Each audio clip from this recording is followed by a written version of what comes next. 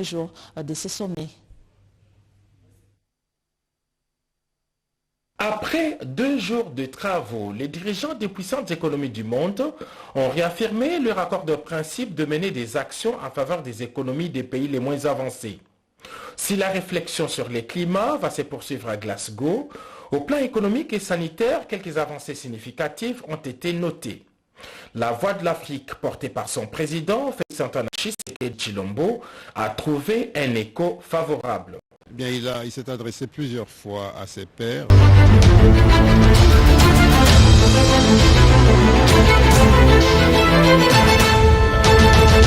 De l'Afrique et de la RDC par rapport à ces questions, mais également la nécessité d'avoir un regard particulier pour le continent africain qui est celui qui est le plus en retard en matière de développement. Et donc surtout, et cela s'est retrouvé dans toutes les décisions, dans toutes les résolutions prises. Eh bien, tous les leaders mondiaux ont convenu qu'il fallait accorder une attention ou un traitement particulier aux pays les plus en besoin d'appui de divers ordres. La voix de l'Afrique a été entendue et c'est une évidence parce que aujourd'hui, le développement durable dépend en grande partie de la manière dont l'Afrique va se développer, car l'Afrique est la partie du monde la plus dynamique sur le plan démographique et celle qui a le plus grand retard à rattraper en termes économiques. L'autre résultat concret du sommet de Rome aura été l'approbation de la réforme de la taxation internationale. Invitée au sommet, la présidente de l'Organisation mondiale du commerce a salué le plaidoyer fait par le président en exercice de l'Union africaine. Pour le G20, je pense que Monsieur le Président, il a vraiment prononcé des discours très calibrés, très importants pour l'Afrique. C'était très clair ce qu'on veut pour nous en ce qui concerne nos demandes vis-à-vis le G20. En ce qui concerne le climat, le changement de climat et l'environnement, on demande les 100 milliards de dollars qu'ils ont promis pour nous aider à faire la transition climatique. En ce qui concerne la pandémie, on demande l'accès au vaccin.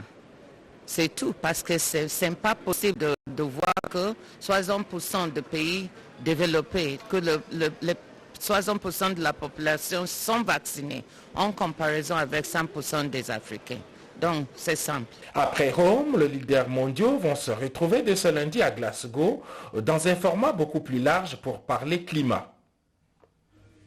Pendant ces temps ici au pays, après le lancement de la deuxième phase du projet de développement des 145 territoires de la République démocratique du Congo à Songololo, le Premier ministre a effectué la visite au port de Matadi pour s'enquérir de réalité du terrain, nous dit Pati Tondouango.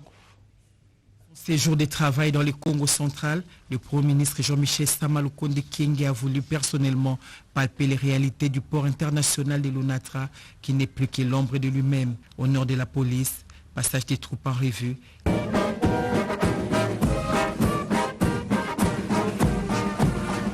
Les chefs du gouvernement pouvaient lire à travers les affiches les desiderata des travailleurs qui réclament les paiements réguliers des salaires et la fermeture des ports privés. Un tour a suffi à Jean-Michel Sama Lukonde Kyenge pour voir la vétusté des matériels et la quasi-absence des bateaux accostés. Après ces constats amers, le cortège du chef de l'exécutif national a pris la direction d'un port privé à comparer avec celui de l'Onatra, c'est le jour et la nuit.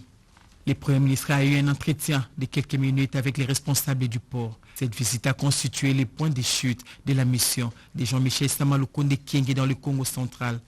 Le chef de l'exécutif national a choisi le pont Maréchal qui mène vers l'aérodrome Matadi-Chimpi pour résumer sa mission dans cette province. Nous avons profité de cette visite pour respecter les instructions de son Excellence Monsieur le Président de la République sur les projets de développement à la base, c'est-à-dire dans nos territoires.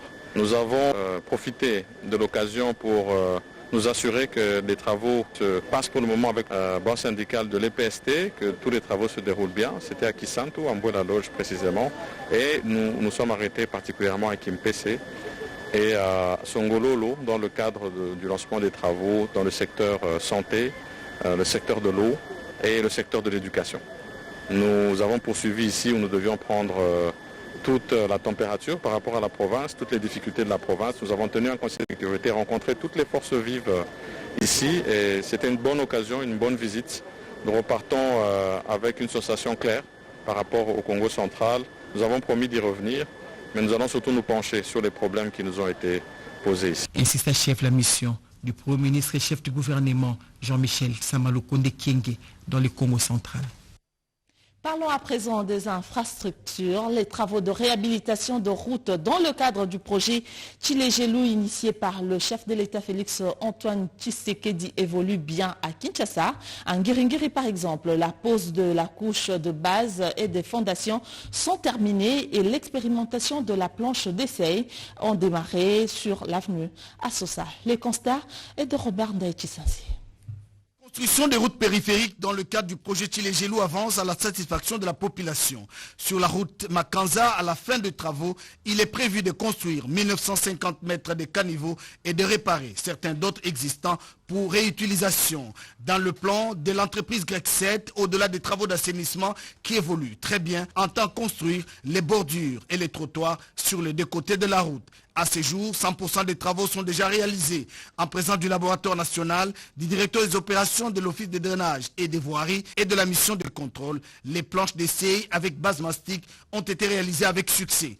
Pour la population, la circulation intense des véhicules risque de provoquer des accidents, d'où la demande adressée à l'entreprise Grec 7 pour construire des dos d'âne. Cette route, comme c'est une nouvelle, et que les enfants n'ont pas cette habitude de traverser ayant peur des véhicules, et la façon dont le véhicule roule, c'est trop dangereux pour les enfants. C'est pourquoi nous suggérons que si les autorités peuvent nous mettre les dos d'âne pour que les véhicules ralentissent la vitesse, ça va épargner les vies humaines. Ce produit de revêtement en polynaire sera expérimenté très bientôt dans les provinces du Kasaï central et Kasaï oriental. Le projet du chef de l'État, Félix Antoine Tshisekedi Tshilombo, pour construire des routes périphériques prend corps et avance à pas de géant. Le projet Tshilé-Gelou est également visible dans la province du Kasaï. Le Kasaï central se relie du Kasaï oriental au niveau du territoire de Dimbélengue par le pont Mwanzangoma. Coupé depuis 2 années, cet ouvrage vient d'être réhabilité dans le cadre de ce projet, je disais le projet Tshilé-Gelou. Le gouverneur de province Tarsis Kabatousui Lambuyamba est allé s'assurer de l'exécution de travaux avant sa livraison aux bénéficiaires.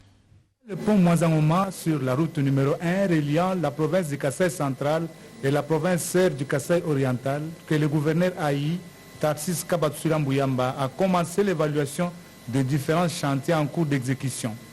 Long de 27 mètres, ce pont, dont le coût total est de 190 millions de francs congolais, soit 96 000 $ américains, sera inauguré dans un avenir proche par le ministre national des Travaux publics et infrastructures.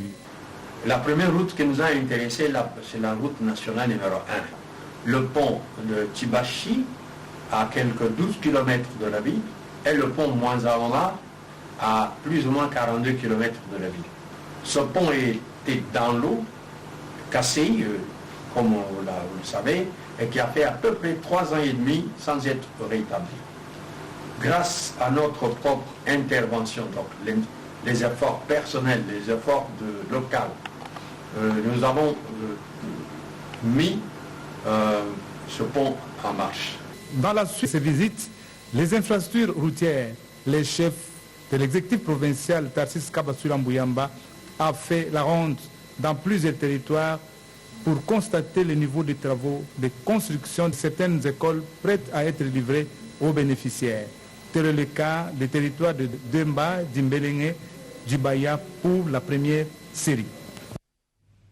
Ce même genre de travaux s'exécute également dans la province du Maniema. Le gouverneur Idrissa Mangala a inspecté le tour au bloc Tekedi, bloc Plateau, au pont Kanjolo, le marché central et même le palais des justices de la ville de Kindu, dans le cadre d'évaluation de quelques chantiers en construction dans cette province. Une satisfaction à 80%, nous dit Rodé Panda.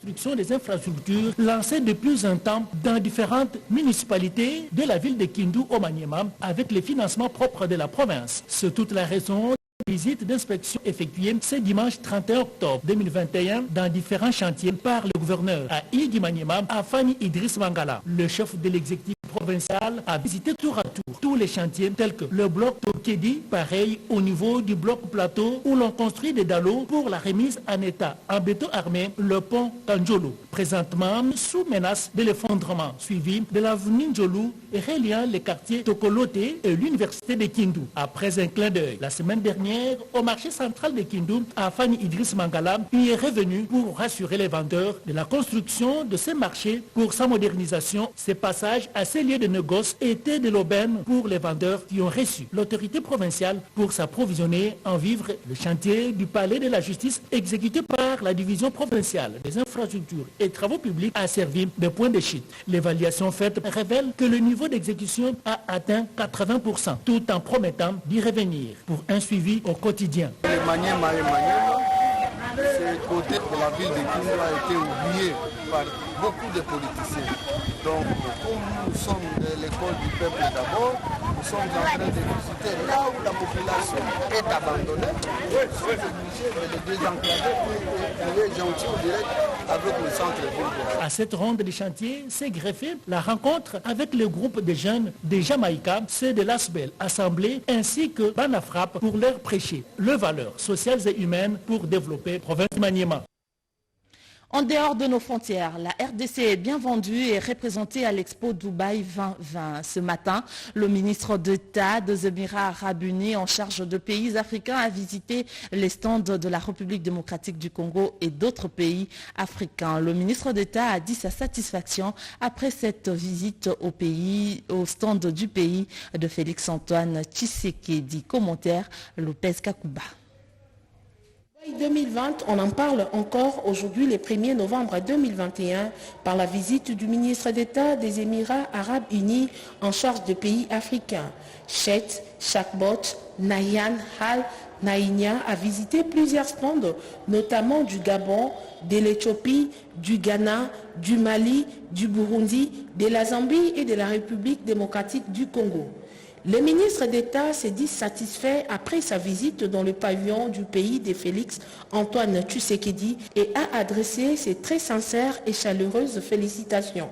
Ayant appris cette nouvelle du ministre d'État des Émirats Unis dans les stands congolais, Jean-Lucien Boussa, ministre du Commerce extérieur, s'est réjoui de cette visite car la RDC est un pays qui offre des opportunités pour le développement de l'Afrique. Le ministre du Commerce extérieur accompagne la vision du chef de l'État, surtout que la RDC a tous les potentiels pour jouer un grand rôle dans les échanges internationaux en général et avec les pays de développement en particulier.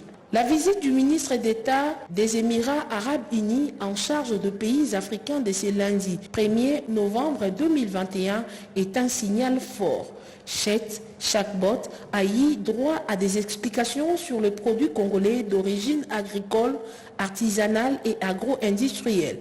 Ceci pour renforcer la promotion des exportations et des échanges commerciaux de produits congolais à travers le monde.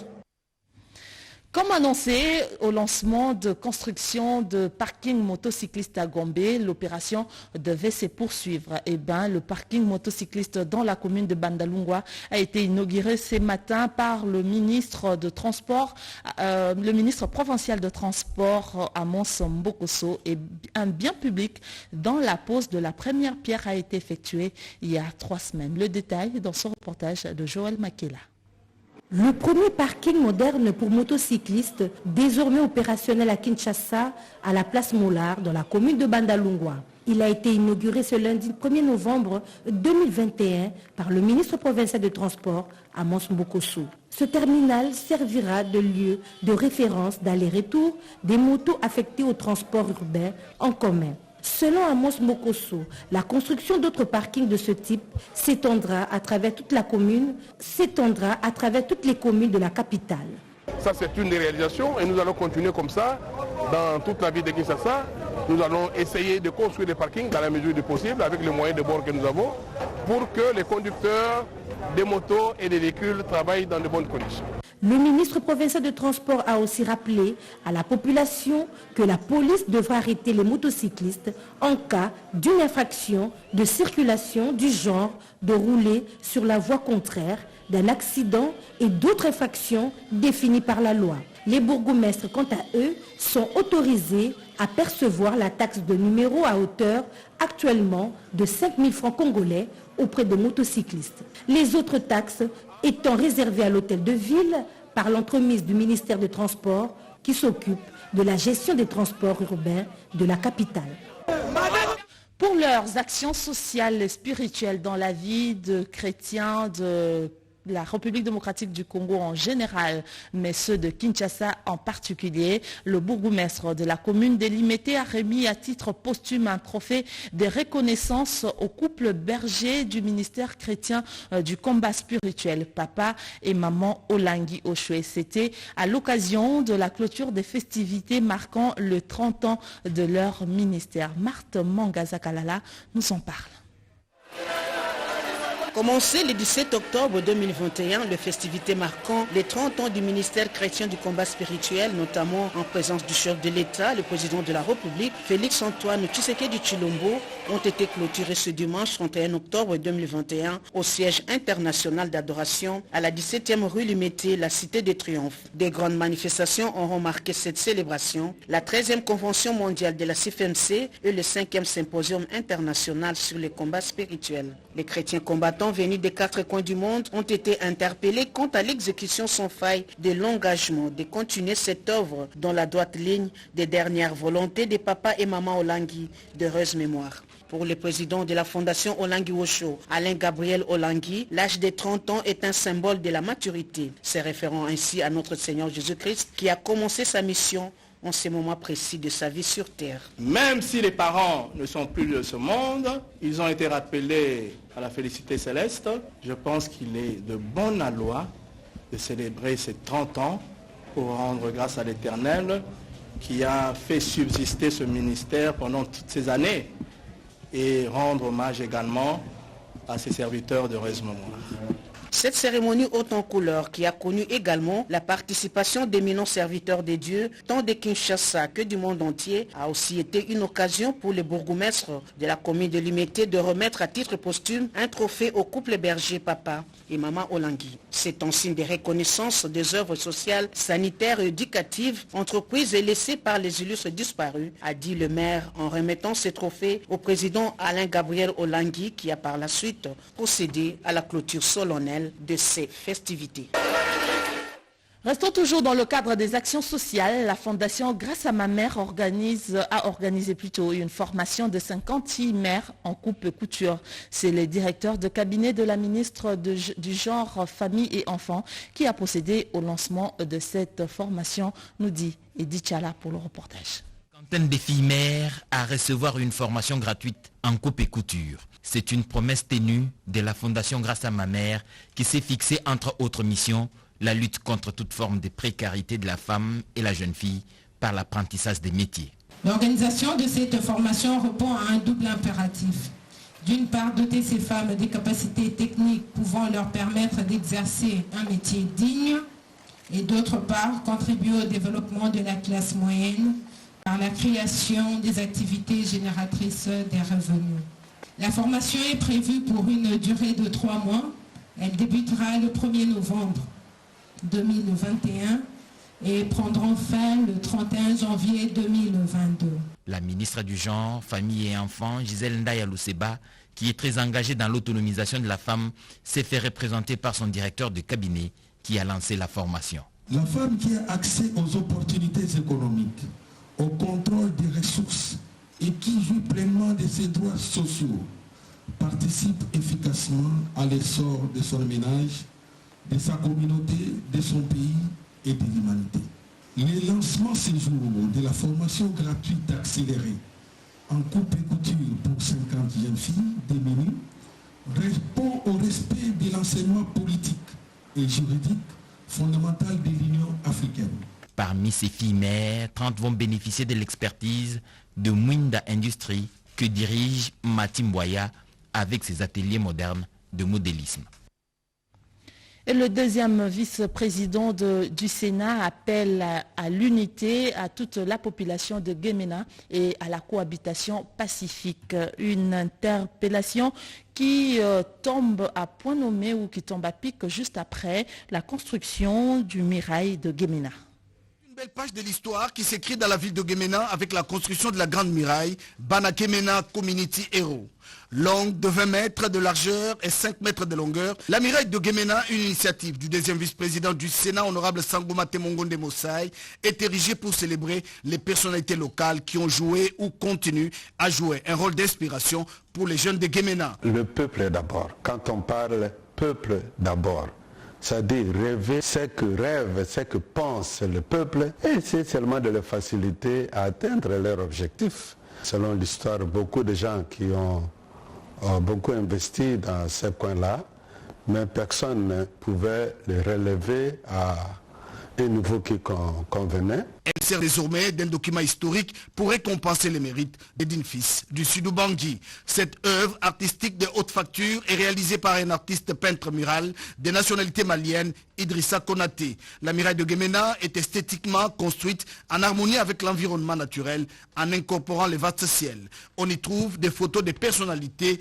comme Janombe Mbassaolona, Movoto, Mamayemo, Tata Pelendo, Passivalu et le célèbre joueur Yaoundé. Motif de satisfaction pour la population. Vice-président, il y a Sénat, Papa Sangouma. Je remercie le sénateur Sangouma pour cette œuvre qui nous met en contact avec les personnalités qui ont marqué l'histoire de notre province. Que les autres fils du Sud-Bangui emboîtent ses pas. Sous l'inspiration du sénateur Sangouma, il a accepté à ce que pour se concevoir ça, en mémoire de ceux qui étaient déjà partis, qui ont marqué l'histoire. Cette muraille de Guémena sera inaugurée ce jeudi 4 novembre 2021 devant plusieurs personnalités, dont 8 sénateurs. Hier était le jubilé d'argent en mémoire de Monseigneur Christophe Mounziri-Roy, archevêque de Bukavu, assassiné par les ennemis de la paix lors de la prise du pouvoir par le rebelle Afdel. Une célébration eucharistique a été dite par le Monseigneur Bafui Ndisoni ici à Kinshasa parmi les ressortissants de cette province qui ont pris part à cette messe. Le président du Sénat, Modeste Bati Lukwebo, et la ministre de l'Emploi, Travail et Prévoyance sociale, Claudine Dossi.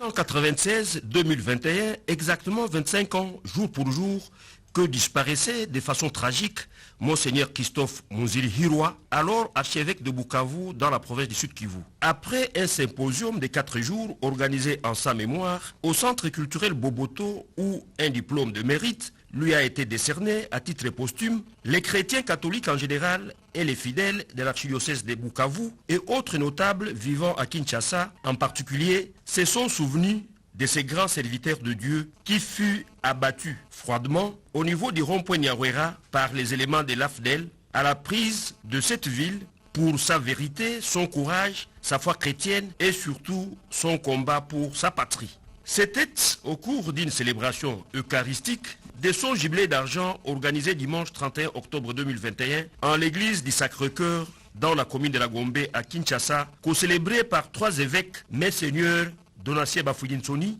du diocèse d'Inongo au Maïndombe, Sébastien Mouyengo du diocèse d'Ouvira au Sud Kivu et Marie-Bernard Fansaka de Popo Kabaka. Dans son homélie, l'officiant principal du jour, Monseigneur Donatien Bafoudinsoni, qui a axé sa méditation sur Psaume 17, a exhorté l'assistance à l'amour du prochain et à la prière pour demander la béatification par les saints pères du serviteur de Dieu, Monseigneur Christophe Mounziri-Roy. J'exhorte les uns et les autres à suivre l'exemple de Monseigneur, parce que c'est quelqu'un qui a beaucoup donné de sa vie pour les autres.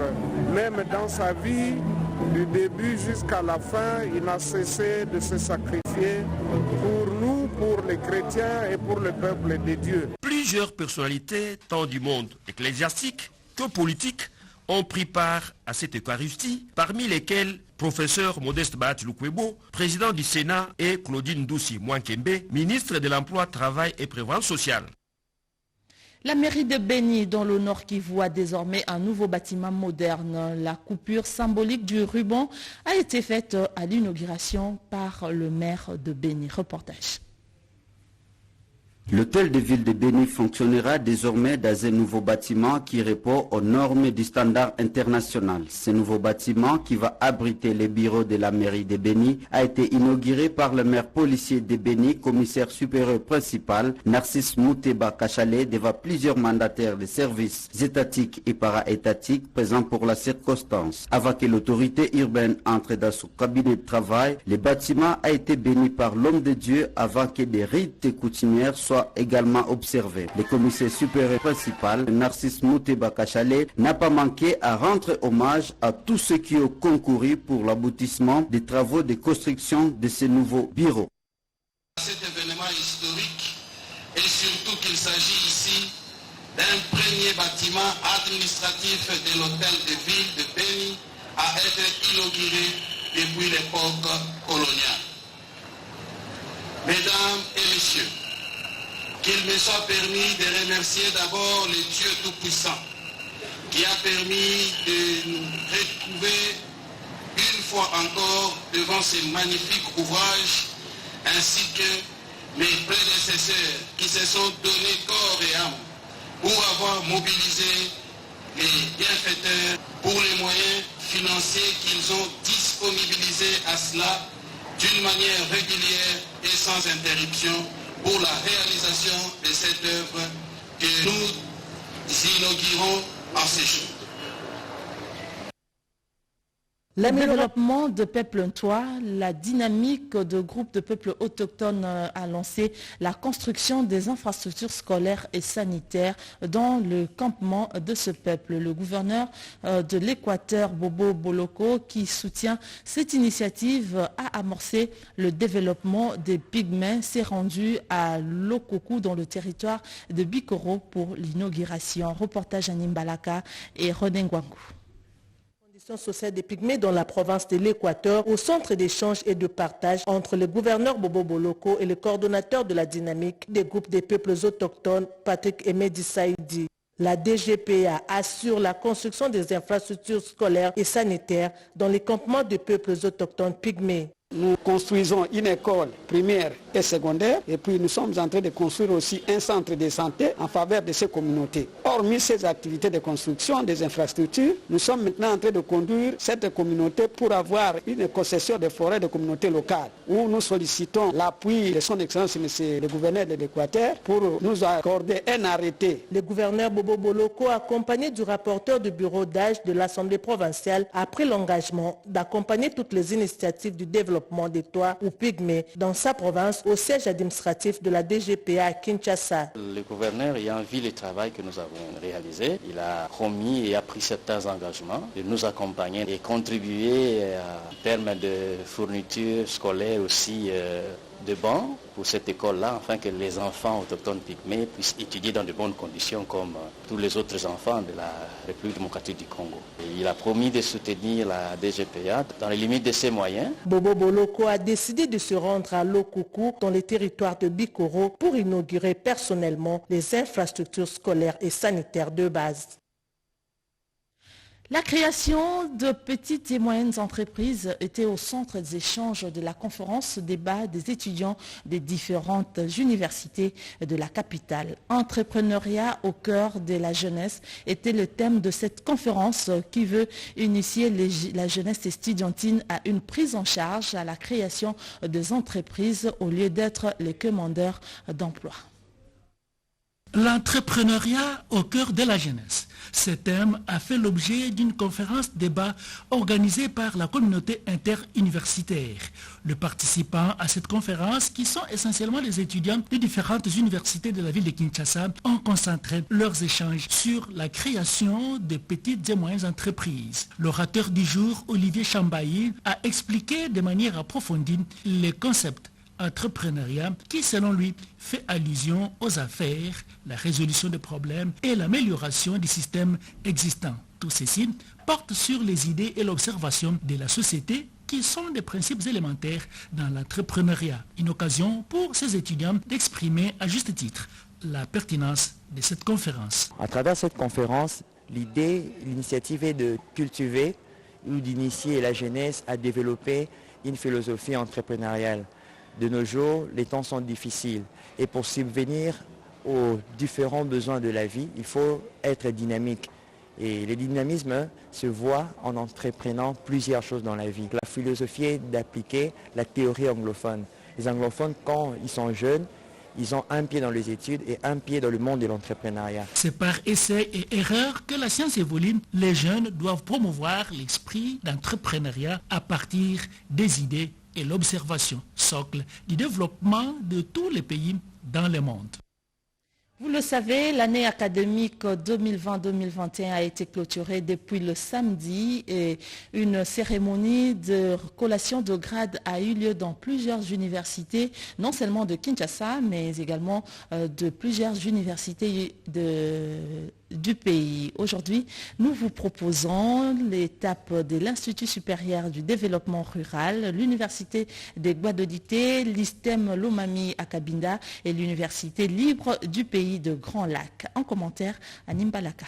L'Université libre des pays des Grands Lacs met sur le marché de l'emploi 230 lauréats, gradués, licenciés et masters à la clôture ce 30 octobre 2021 de l'année académique 2020-2021. Ils ont reçu leur grade dans une ambiance estudiantine marquée par des discours de plusieurs acteurs, parmi lesquels les gestionnaires de l'institution, les lauréats, les anciens étudiants, les pasteurs de l'ECC et les scientifiques, ceci en présence des autorités politico-administratives et ecclésiales, dont le révérend pasteur André Gédéon Bokundoa, président national de l'ECC. Le recteur de l'ULPGL, professeur Dr Wasso Missona Joseph, s'est félicité de l'adaptation faite par son institution durant la période de la pandémie en respectant les instructions et le calendrier académique. Cette grande réforme que vient d'initier son Excellence Monsieur le ministre de l'enseignement supérieur universitaire, nous travaillons maintenant pour essayer d'adapter notre université à cette nouvelle configuration. Le vice-gouverneur du Nord Kivu, commissaire divisionnaire Romi Ekuka Lipopo, a présidé la double cérémonie de collation des grades académiques et de clôture de cette année, a précisé que l'état de siège a permis aussi cette fin d'année et félicité les lauréats et ainsi que les autorités de l'ULPGL tout en exhortant ceux-ci à l'entrepreneuriat. La réalisation de cette vision